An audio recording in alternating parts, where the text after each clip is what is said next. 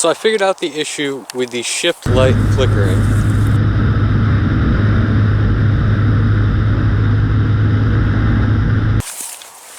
So I was shortening the chain and I took this cover off, and when I did, this bolt fell out and this piece was loose. So as soon as I tightened that back up, they started lighting up again. The high beam and low beam are working again.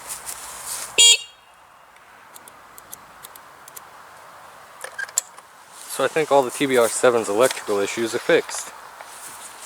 The battery's been working pretty good. We're at 9,857 kilometers.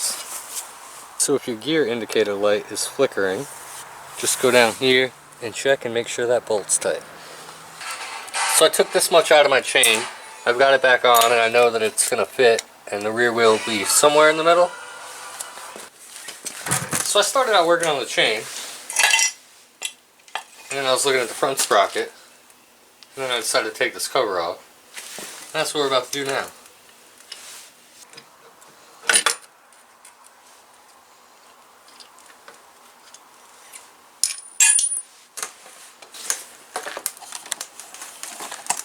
So here's a look at our stator. Doesn't look like there's anything wrong in there, so we're just going to put it back together.